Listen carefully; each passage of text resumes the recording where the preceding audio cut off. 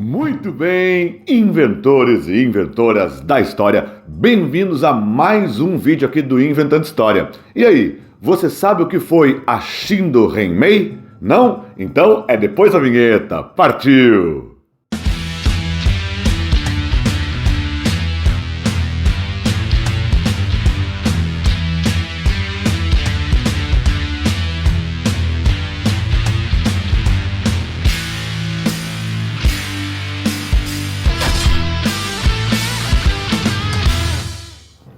Muito bem então, pessoal, eu tô aqui para contar hoje para vocês a história da Shindo Renmei, a Liga do Caminho dos Súditos. A Shindo Renmei, pessoal, ela foi um tipo de organização terrorista que atuou aqui no Brasil nos anos 40 pós Segunda Guerra Mundial. Então ali, sobretudo, por volta de 45, 46, muito embora ela foi criada já em 1942, dentro da comunidade japonesa aqui no nosso país, os imigrantes e tudo mais, lá no interior de São Paulo, ok? Essa organização, que chegou a ter até mesmo 100 mil integrantes registrados, por exemplo, a Shindo Renmei, ela trabalhava dentro de uma lógica que não aceitava, por exemplo, a ideia de que o Japão foi derrotado na Segunda Guerra Mundial. Vamos lembrar que dentro da questão da Segunda Guerra Mundial, o que houve com o Japão, a Batalha do Pacífico e por aí vai, o imperador japonês, pessoal, ele era visto na prática como uma divindade viva, como um deus vivo, o que ajuda a entender por que o exército imperial japonês, por exemplo, chegou a um grau tão forte de fanatismo, né? Porque eles não estavam defendendo só o país deles ou coisa que o valha, eles estavam defendendo também o deus deles, porque houve uma aproximação lá no século XIX, ainda na era Meiji, né, entre a figura do imperador e a figura de um deus. Isso foi uma aproximação criada lá no Shintoísmo, que é uma religião muito forte no Japão e que durante muito tempo foi uma religião bastante ligada ao Estado Imperial Japonês, ok?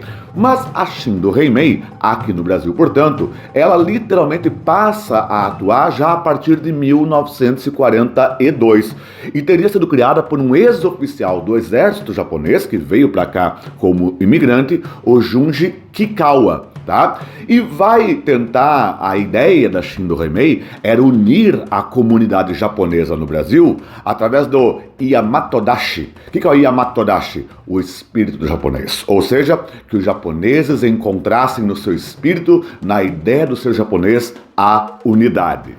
E olha então, pessoal, como eu falei para vocês, a Shindo Renmei era uma organização então ultranacionalista e não aceitava em hipótese alguma a ideia de que o Japão tivesse sido derrotado, como foi lá na Segunda Guerra Mundial. É bom que se diga, pessoal, que a derrota japonesa, a derrota total do Japão na Segunda Guerra, foi a primeira vez de uma derrota total do país em mais de 2000 anos da história da guerra. E aí aqui no Brasil, na comunidade nipo-brasileira, então existiriam quem? Existiriam os triunfalistas, chamados de Kashigumi, é o pessoal então que achava que o Japão venceu e ponto final, a turma lá da Shindo Renmei, e havia também os Makegumi, os chamados derrotistas, que eram aqueles vistos pela Shindo Renmei como os corações sujos. Aliás, fica aí a dica, vou deixar o link aqui na descrição para vocês, de um livro muito bacana do Fernando Moraes, caso você queira conhecer mais a fundo ainda a história da Shindo Renmei aqui no Brasil, ok? Mas a Shindo Renmei, pessoal, ela então, quando detectava que algum imigrante japonês aqui no Brasil reconhecia a derrota japonesa, ela enviava para a casa da pessoa uma carta, e era uma carta de terror, uma carta na qual a Shindo Renmei sugeria que essa pessoa, esse coração sujo, esse Makegumi, né, cometesse o ritual do suicídio, o chamado seppuku, também conhecido por alguns como harakiri, que é a autoextirpação. Se o sujeito não aceitasse cometer o suicídio, ele certamente receberia uma visita, né, dos membros da Shindo Renmei, geralmente jovens que achavam que estavam lavando a honra do Japão, a honra do imperador e até mesmo a honra da pessoa que eles julgavam um coração sujo. E aí, claro, eles iriam executar essas pessoas. Esses assassinos da Shindo Renmei eram chamados de Tokotai, tá? Então os Tokotai eram esses executores da Shindo Renmei aqui no Brasil. E eles matavam suas vítimas tanto a tiros com armas de fogo, também a facadas e também, aí dentro daquela tradição japonesa, samurai e tudo mais, com a famosa espada katana. tá?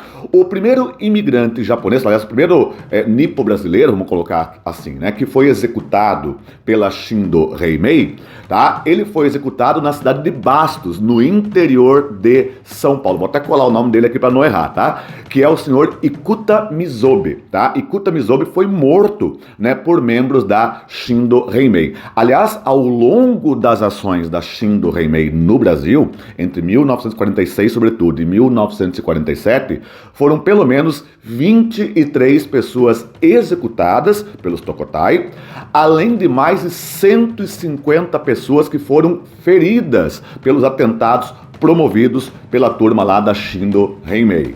Bom, pessoal, mas veja que interessante. Quando a gente fala de fake news, por exemplo, não é uma coisa nova, né? A fake news sempre existiu. É que hoje em dia, por conta da internet, ela torna-se viral, né? Mas, por exemplo, fake news eram vamos dizer assim, o bastião pelo qual, né, a Shindo Heimei conseguia seus adeptos. Porque a Shindo Heimei fazia jornais, fazia programas de rádio pirata, falando que o Japão estava vencendo a guerra. Por exemplo, eles anunciavam que mais de 7 milhões de soldados americanos haviam se rendido, que o presidente dos Estados Unidos foi substituído, porque eles aproveitavam a situação de extrema desinformação que havia entre os colonos nipo-brasileiros. Porque lembremos que o Brasil lutou contra o eixo. Então, na época, vários aspectos da cultura japonesa eram perseguidos, eram proibidos no Brasil, entre os quais o próprio uso do idioma japonês, o que literalmente serviu para que a Shindo Heimei pudesse explorar essa situação de desinformação e semear o fanatismo político e ideológico. Tanto que aqueles que eram executados, Makegumi, em geral eram pessoas da elite da comunidade nipo-brasileira e que, porquanto, tinham um melhor acesso à informação e sabiam que aquilo que a Shindo Heimei falava era uma mentira deslavada. E veja você que situação, né?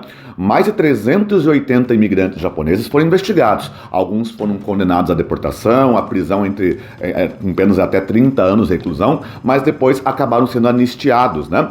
E detalhe interessante é que muitos dos assassinos da Shindo Heimei, os Tokotai, né, eles próprios, ao cometerem o crime, se entregavam na polícia e admitiam, porque eles não se viam como criminosos, né? Eles se viam como heróis do Japão, heróis da honra do imperador. Então eles faziam questão, inclusive, que soubessem que foram eles que mataram aquele coração sujo lá, um Makegumi, como eles se referiam. No auge da situação, inclusive, até mesmo um caminhoneiro brasileiro acabou sendo morto a facadas por um imigrante japonês, o que levou a um enfrentamento entre brasileiros e japoneses, por exemplo, na cidade de Oswaldo Cruz, né, gerando um ódio de brasileiros contra a comunidade nipo-brasileira. Tanto, pessoal, que a comunidade nipo-brasileira, até hoje, os mais velhos e tudo mais, não gostam de falar da Shindo Heimei, não gostam de lembrar da Shindo Heimei, porque para eles aquilo ali foi uma vergonha, né? Quer dizer, é bom que se diga que a Shindo Heimei era um grupo de fanáticos políticos, era um grupo de fanáticos terroristas, não eram literalmente os imigrantes japoneses, não era, portanto, a imigração japonesa que começa lá com o Kasatomaru, né, em 1908, e que forma um contingente populacional importante para o nosso país. Então, claro que dentro da comunidade nipo-descendente ainda há muita reserva na hora de falar da Shindo Heimei. Beleza? Queridos, espero que tenha curtido mais esse vídeo aqui no canal. Segue a gente nas redes sociais e já sabe, né? Um fortíssimo abraço e que a força, claro, sempre esteja com vocês. Tchau, tchau!